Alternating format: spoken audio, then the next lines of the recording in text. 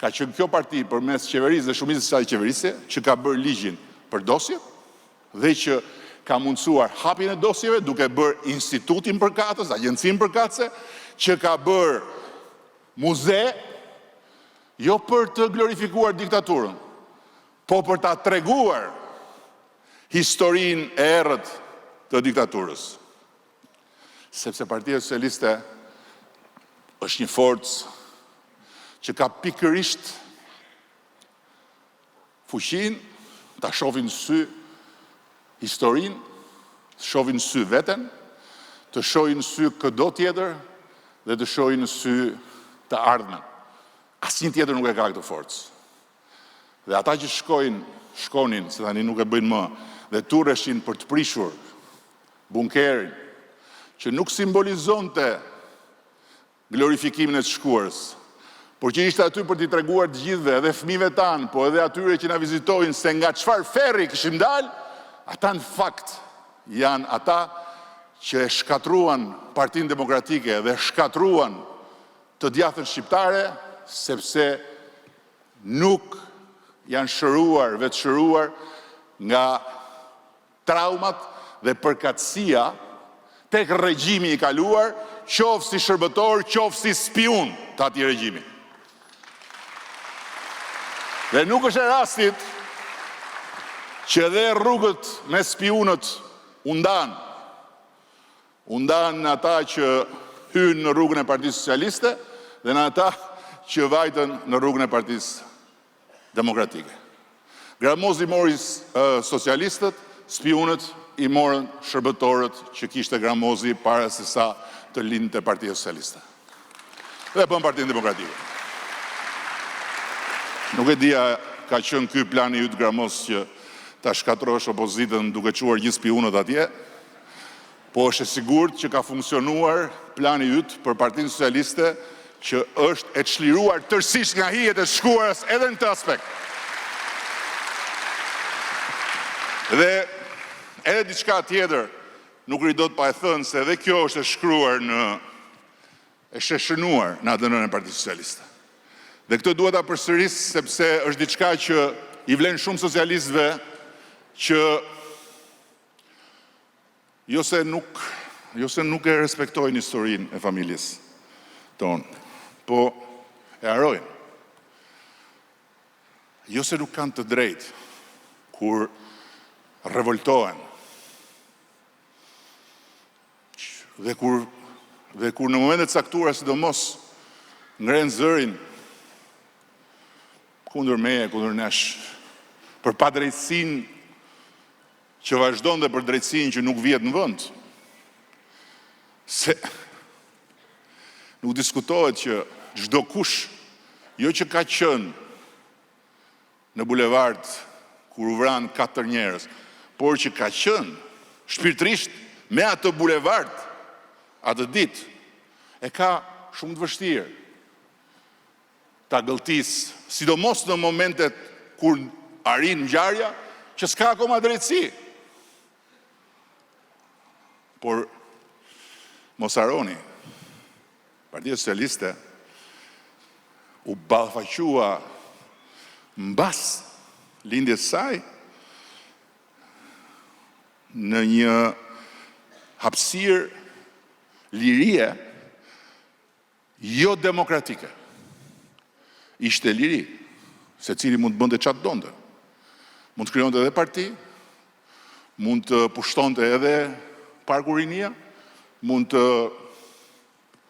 rrëmbente vajza për t'i çuar në Itali, por nuk ishte demokraci.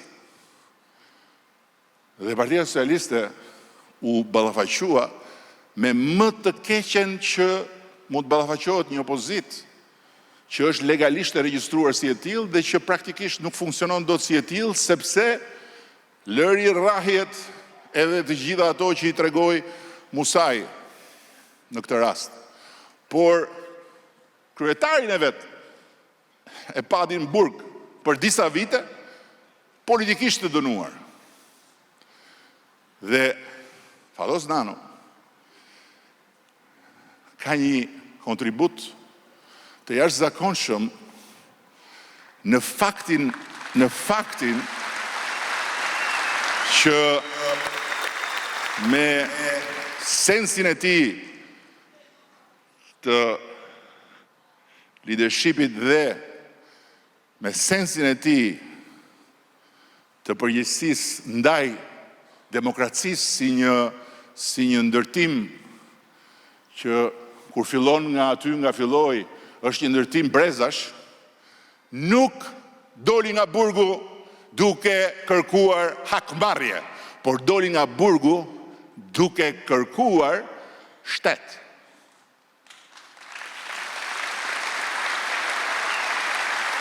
Shumë herë kam dëgjuar që ne socialistët jemi të butë. Shumë herë kam dëgjuar që ne socialistët nuk jemi si ata, që ata nuk të falin për sojin e tyre, ndërsa ne sojin ton nuk i dalim për Zot. Shumë herë kam dëgjuar këtë. Po e dini çfarë ndryshimi është ky? Ndryshimi midis mosdaljes së sojit tënd për Zot, duke mos u bërë ti drejtësia, dhe daljes së sojit tënd për Zot, duke qenë ti vetgjyqësia, është ndryshimi midis Europës dhe mesjetës. Është ndryshimi midis sensit përgjegjësisë për çfarë duam t'i lëmë mbas fëmijëve tanë dhe sensit të papërgjegjshmërisë për çfarë e ka lënë Shqipërinë për kaq dekada e kaq shekuj një vend ku s'ka të ardhme për fëmijët e saj. Dhe më besoni që nuk ka qeveri, nuk ka forcë politike që hyn në histori se ndërtoi rrugë. Nuk ka. Gjithë ndërtojnë rrugë. Ca ndërtojnë më shumë, ca ndërtojnë më pak. Një forcë politike hyn në histori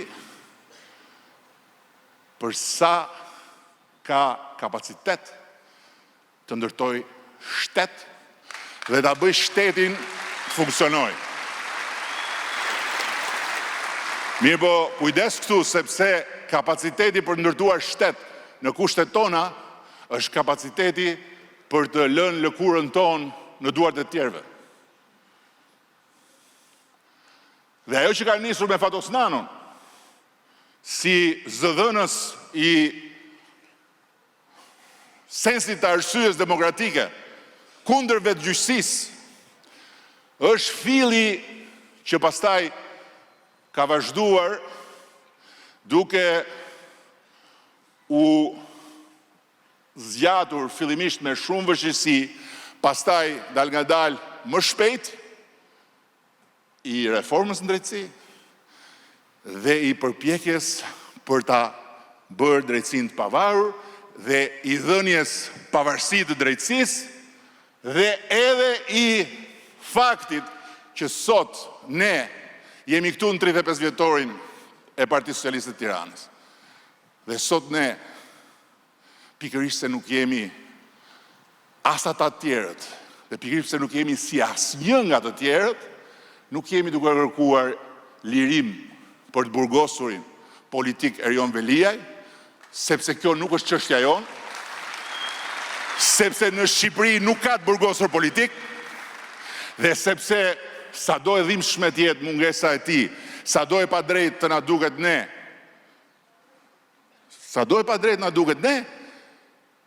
ne pikërisht pse jemi këtu për të bërë histori dhe për t'i lënë fëmijëve tanë një Shqipëri tjetër, kemi vetëm një detyrë jashtëzakonisht vështirë, detyrën që Fatosnano e kreu më së miri, duke jo vetëm përballuar burgun dhe duke dalë me dorën e shtrirë ndaj burgosit ti, por dhe duke përballuar poshtrime tjera, por pa lëshuar asnjëherë, pa i hapur asnjëherë portat detit të socialistëve për ta përmbytur Shqipërinë nga e para, por duke krijuar kushtet që hap pas hapi ne të vim këtu ku jemi. Ne jemi sot në një udhkryq, jo Partia Socialiste, Shqipëria. Një udhkryq midis të shkuarës dhe të ardhmes. Fiks, sot. Midis Shqipërisë që kemi pasur për kaq shumë vite dhe Shqipërisë që nde kemi misionin t'i lëmë fëmijëve tanë që ta kenë asaj në Bashkimin Evropian. Dhe ajo Shqipëria në Bashkimin Evropian kërkon sakrifica të gjitha llojeve. Dhe drejtësia është e vetmja sakrificë reale që politikanët bëjnë. Kur kanë fuqi, sepse lëshojnë pushtet, dorëzojnë një shpatë me rrezikun që ajo shpatë të vejtë e koka e tyre. Dhe ajo shpatë mund t'ju vejtë e koka e tyre me të drejtë dhe pa të drejtë. Por ama, këtu ndahet dhimbja për të vazhduar që ajo ngrehin e brisht të ndërtohet pa kthim me pa fuqinë për të përballuar dhimbjen, por njëkohësisht edhe me kthimin mbrapa në histori. Prandaj Partia Socialiste nuk ka asnjë mundësi të kthehet mbrapa, se nuk ka asnjë shans që t'i tradhtoj fëmijët e këtij vendi. Por nuk ka edhe asnjë shans që t'i tradhtoj të gjithë ata të cilët i dhanë këtij vendi në të gjitha mënyrat e tyre, qoftë si rilindas, dëshmor apo martir të komunizmit, qoftë edhe si punonjës të thjesht hekurudhash,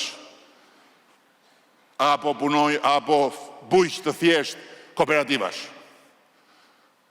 Sepse në një mënyrë ose një tjetër, të gjitha ata, për arsye të ndryshme, kishin një fiksim në kokë.